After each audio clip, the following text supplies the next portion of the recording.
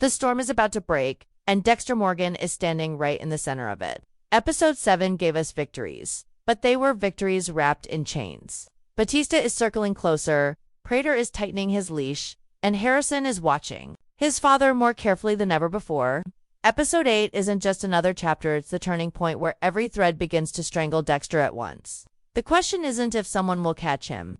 The question is who will strike. First, asterisk when it comes to Angel Batista, what we saw in Episode 7 was more than a casual return. It was the beginning of a hunt. Batista is not like the other investigators Dexter has dodged over the years. He isn't reckless, he isn't looking for glory, and he isn't blinded by obsession. Batista hunts with patience. He observes members, and he knows when to wait for his target to make the wrong move. His presence at Blessing's house wasn't coincidence. It was the quiet arrival of a predator who has been circling the edges of Dexter Morgan's shadow for years. And now, in Episode 8, the net he's been slowly casting could start to close. Why this matters is simple. Batista is one of the few people alive who carries the memory of Dexter Morgan, not just as a name on a file, but as a colleague, a friend, and a man whose life never fully made sense. Batista has seen too many killers who looked innocent in the light of day, and Dexter always had a habit of being just a little too clean. Every case tied up too neatly, every suspect wrapped up just in time. To a casual detective, it looked like talent. But to Batista, in hindsight, it could start to look like a pattern. That's why Episode 8 is so dangerous. It's not about evidence yet. It's about suspicion sharpening into certainty. What could happen now is that Batista begins inserting himself quietly into Dexter's world. He doesn't storm in with accusations. Instead, he might appear where Dexter least expects him, on the edges of town, at the estate. Even in casual conversations that feel harmless at first, but are designed to peel back layers. Batista knows how to ask questions without sounding like an interrogator. A mention of Miami, a joke about old cases, a memory of someone they both knew. For Dexter, every word could become a test, because Batista will be listening for the slip of phrase, a reaction, a detail only the real Dexter Morgan would know. The cliffhanger risk here is enormous. Episode 8 could easily end with Batista catching Dexter in a crack of truth. Not a full unmasking, not yet, but enough to confirm the suspicion that has been eating at him. It might be a fingerprint that shouldn't exist, a blood report that doesn't line up, or simply a look in Dexter's eyes when Batista speaks his real name. The danger is that Batista doesn't need to prove everything in one moment. He only needs enough to light the fuse. And once that happens, Dexter's life won't just be haunted by suspicion, it will be under direct assault from a man who knows exactly what kind of monster he's hunting. But there's a deeper layer to why Batista matters. He represents the past refusing to stay buried, every choice Dexter made to build this new life, every lie told to Harrison, every kill hidden under the cover of Prader's world. It all risks unraveling the second Batista makes a connection, and if Batista does his digging carefully, he might find himself not just circling Dexter, but brushing against the people closest to him. Harrison could be the key without even knowing it.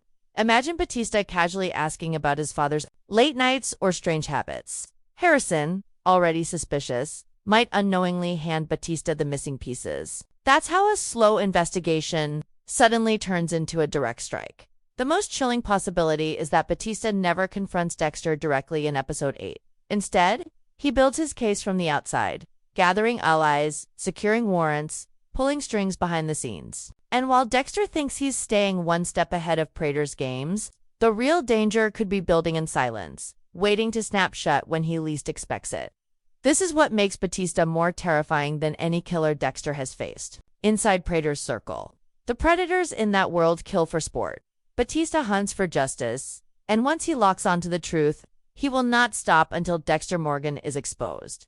Episode 7 ended with Dexter feeling like he had secured control, but Episode 8 threatens to strip that illusion away. Batista has already stepped into the story. His presence is no longer background noise, it's the drumbeat of inevitability, and the terrifying part for Dexter is that he cannot code his way out of this. Batista isn't a random threat. He is the ghost of Dexter's past. Finally catching up to him, the storm is here, and Batista may be the one to deliver the first strike that cracks Dexter's world wide open. Asterisk. If Batista represents the ghost of Dexter's past closing in, then Leon Prader is the devil standing directly in front of him. Episode 7 showed us what happens when you step too far into Prader's world. You don't walk back out the same. person. Dexter's clean takedown of Gareth bought him credibility in the eyes of this predator, but in circles like Prader's, trust is never a gift. It's a leash. When you prove you can play the game, you're pulled deeper into it, and refusal is not an option. This is the terrifying corner episode 8 could push Dexter into not a battle with law enforcement. Not yet, but a slow tightening of chains forged by the most dangerous kind of man, one who kills not for justice, not for necessity, but for amusement, power, and control. Prader's interest in Dexter is not casual curiosity, it's calculated fascination. He has watched how Dexter operates, efficient, precise, almost surgical, and he knows this is not the same as the reckless brutality of Gareth. That's why Dexter's promotion in Prader's circle isn't just a reward, it's a test. Episode 8 could force Dexter into situations where his code collides with Prader's demands. A true trap doesn't look like one from the outside. It looks like opportunity.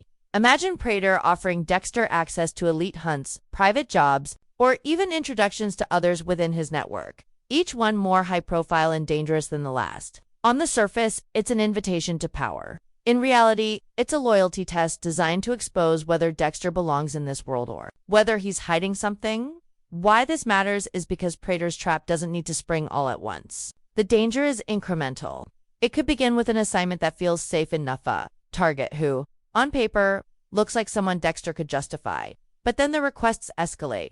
A target who isn't guilty by Dexter's code, a victim chosen for sport, not for justice. A kill demanded in public view, with other predators watching to confirm loyalty. The second Dexter refuses or hesitates, suspicion falls. And in Prader's circle, suspicion is fatal. This is the kind of moral snare episode 8 could build, forcing Dexter to decide whether to break his code to maintain his cover or cling to it and risk exposure. Either choice leads to danger, and that's what makes Prader so lethal. There's also the chilling possibility that Prader already suspects Dexter is different. He might have noticed the precision in Dexter's methods, the absence of the cruelty his other killers display. If Prader sees Dexter as a wolf disguised among wolves, then episode 8 could reveal that every offer, every invitation, is actually bait, a trap within a trap. What makes Prader terrifying isn't just his resources or his brutality, it's his intelligence. He doesn't need Dexter to slip up in front of law enforcement. He can create scenarios where the only way to survive is to reveal who you truly are. That's the kind of villain who doesn't wait for evidence, he engineers it. Another angle to consider is how Prader uses power. For him, killers are pawns, tools in a larger game of control. By pulling Dexter closer, he doesn't just risk exposing Dexter's secret, he risks corrupting him. The longer Dexter spends in this circle, the harder it becomes to tell where cover ends and temptation begins. Episode 8 might explore how much of Dexter's old addiction to the hunt resurfaces in the company of others who share it. Does he feel safer around them, even as he despises them? Does part of him recognize the comfort of not being alone in the darkness? If so, that's another layer of the trap. Prader isn't just testing Dexter's code, he's testing Dexter's identity, luring him with the idea that maybe, just maybe, he doesn't have to be alone in his monstrosity. But in Prader's world, belonging always comes at a cost. The most dangerous twist would be a direct confrontation disguised as a job. Prader could present Dexter with a target who exposes everything wrong about this arrangement. Maybe it's someone innocent. Maybe it's someone connected to Harrison. Or worse, maybe it's someone tied back to Dexter's real identity. A setup designed not to test his skill but his loyalty. Refuse. And Prader knows Dexter isn't one of them. And Dexter destroys the only thing that separates him from becoming the very kind of predator he hunts. That's the no-win scenario episode 8 could unleash, and it would make for the perfect acceleration into the season's endgame. But Prader's trap doesn't exist in isolation. The brilliance of this setup is how it intersects with pursuit in Harrison's growing suspicion. Imagine Dexter struggling with a job from Prader that violates his code, all while Batista starts circling with questions and Harrison watches his father's absences pile up. That's how the tension multiplies. Each choice Dexter makes to appease one threat risks feeding the others. If he goes through with Prader's assignment, he risks Harrison seeing him for the monster he is. If he refuses, Prader might expose him to Batista's investigation. It's a three-way squeeze that grows tighter with every passing moment. What makes episode 8 so pivotal is that it could be the moment where Dexter realizes there's no safe ground left. Batista's investigation threatens him from the outside. Harrison's mistrust threatens him from within. and Prader. Prader represents the cage closing around him in the present. No matter where Dexter turns, he's trapped. And the terrifying truth is that he may have to decide which trap to spring himself, because waiting for them to collide will only guarantee his destruction. Episode 7 gave us a Dexter who seemed in control, but Episode 8 threatens to reveal just how little control he actually has. Prader doesn't need to prove Dexter's identity in a courtroom. He only needs to push him into a choice that exposes the lie. And the moment that happens, Dexter won't just be hunted by Batista or judged by Harrison. He'll be cornered by the very man whose world he stepped into willingly, thinking he could outplay him. That's the essence of the trap. It isn't sprung in one dramatic moment. It's been closing around Dexter since the moment he proved himself useful. And in Episode 8, we may finally see the jaws snap shut. If there is one thing Dexter Resurrection has made painfully clear, it is that every single move is leading toward a collision course that none of the characters can avoid. In Episode 8, that slow burn begins to erupt, and the biggest question is whether Harrison will finally choose his father's path, reject it, or try to carve out something even darker of his own. The tension between Harrison and Dexter has been building since the start of this new series. At first, Harrison sought guidance from his father, needing to understand the darkness inside himself. He wanted answers, but Dexter's guidance has been anything but stable. One moment Dexter wants to pull Harrison into his code. The next he fears that giving him this world will doom him. This back and forth has planted a seed of doubt inside Harrison, a dangerous one. Because when you are left with no clear mentor, you start making choices based on rage rather than reason. Harrison's struggle is the most terrifying unknown of Episode 8. Will he step into the blood-soaked legacy of his father? Or will he become something far worse, someone who has no code at all? What makes this episode even more dangerous is how Batista has been inching closer to the truth. His investigation has taken him from Miami, Metro's unsolved cases, all the way to the threads connecting Dexter's supposed death, his life in Iron Lake, and Harrison's sudden appearance in the middle of it all. Batista is not a fool, and his years of experience in chasing down monsters are now paying off. He knows there is something wrong with Harrison, something inherited, something that doesn't add up. Episode 8 puts Batista on the verge of not just confronting Dexter, but exposing Harrison as well. Imagine what happens when Harrison realizes that his future isn't just being dictated by his father's shadow, but is also being hunted by Batista's relentless pursuit of justice. The choice becomes even harder when the trap Prader is setting tightens its grip. Prader's plan isn't just about catching Dexter. It's about dismantling everything he has built, including his son. Harrison will face a moment where he must decide, protect Dexter and embrace the code, or align with Batista and finally break free. But the truth is, whichever path he chooses, there is no escape from blood. The emotional storm inside Harrison is what gives Episode 8 its deadly suspense. We've already seen him lash out, unable to fully control the monster within him. But now he is being pushed into corners by forces far more cunning and experienced than him. Dexter wants to protect Harrison, but his very presence drags Harrison deeper into danger. Batista wants to save Harrison from Dexter, but his methods risk turning the boy into exactly what he fears. And Prader, ever the manipulator, wants to use Harrison as the final nail in Dexter's coffin, baiting him to make a fatal mistake. Every decision Harrison makes in this episode carries weight, because it could either tether him to Dexter's survival or trigger his downfall. And perhaps the most terrifying outcome is that Harrison might realize he doesn't need Dexter's code, Batista's approval, or Prader's manipulation to define him. He may decide to stand on his own as a killer without rules, someone who doesn't need justification for the darkness that drives him. That would make Harrison even more dangerous than Dexter ever was. Episode 8 thrives on this psychological warfare because the battleground isn't just the streets or the trap Prader is weaving. It's inside Harrison's head. Viewers will see that his torment isn't simply about following in Dexter's footsteps, but about deciding whether the very concept of morality even matters to him. This is why Batista's involvement is so crucial. Batista is not just hunting Dexter. He's trying to stop history from repeating itself through Harrison. And in doing so, Batista unknowingly becomes the wedge that might break father and son apart. The irony is brutal. Batista's justice could be the very thing that pushes Harrison to fully embrace his darkness. And once that happens, there is no turning back. Dexter will realize too late that his attempt to protect his son has only created a monster who doesn't need protecting anymore, In the end, episode 8 is setting the stage for a showdown where choices are weapons and loyalty is poison. Harrison's inner conflict, Batista's determination, and Prader's manipulations all converge into a storm that leaves no one safe. The suspense lies not in whether Dexter will survive the trap, but in whether Harrison will finally reveal who he truly is when the moment of truth arrives. Will he stand with his father, betray him to Batista, or strike out on his own and become something far more terrifying? That uncertainty is the knife's edge that keeps the story alive. And it's what makes episode 8 the turning point where nothing will ever be the same again. Asterisk. The storm is now at its breaking point. Every thread that has been spun since Dexter Resurrection began is starting to twist around the characters in ways that none of them can escape. Batista's obsession with justice, Prader's cold precision in setting his trap, and Harrison's fragile, tormented morality are about to collide with Dexter's own unrelenting hunger for survival. But this is where things take an even darker turn, because episode 8 is no longer just about Dexter fighting to outmaneuver his enemies. It's about whether or not his entire legacy comes crashing down, not at the hands of fate, but at the hands of those who know him best. Batista has reached a point where his investigation is no longer guided by suspicion alone.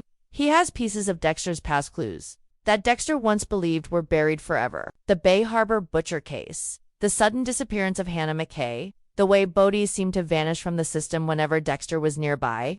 These fragments are being pulled into focus. For Batista, episode 8 will be about transforming hunches into undeniable truth. And once that truth is confirmed, Dexter will have nowhere left to run.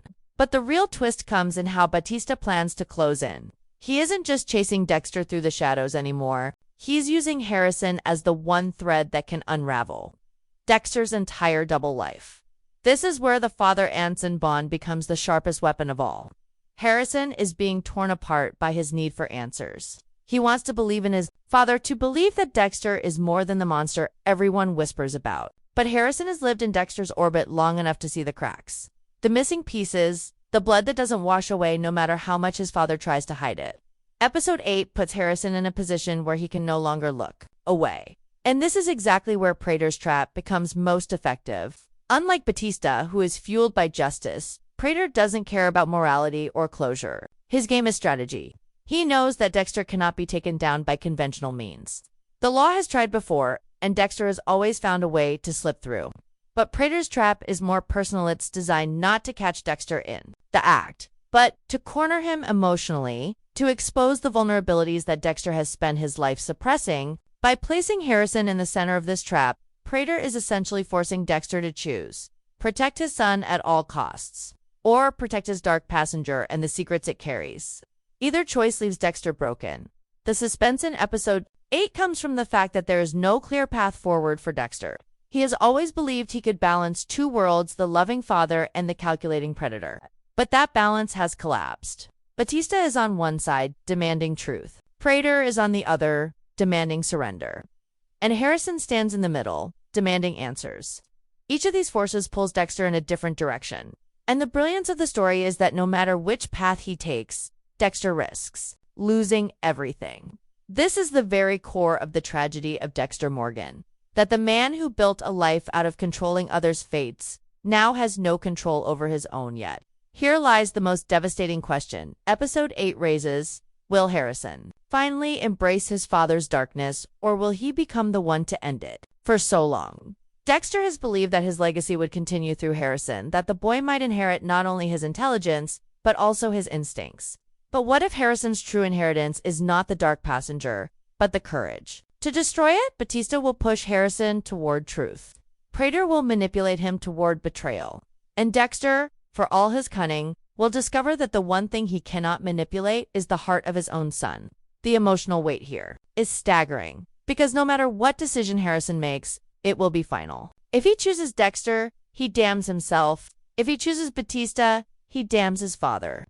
And if he chooses neither, Prader's trap may destroy them all. As the walls close in, episode 8 teases a haunting inevitability. Dexter has never been able to escape his past, and now it has arrived in full force. Batista represents the justice Dexter evaded.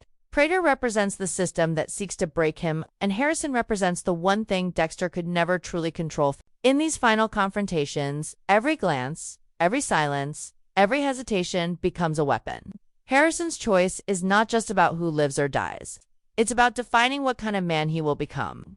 Will he choose the path of blood and vengeance that his father has walked his entire life, or will he finally bring the cycle to an end, no matter the cost? Episode 8 sets this stage with brutal precision, ensuring that the audience is left with the terrifying sense that no one, not even Dexter himself, can predict how it will all collapse.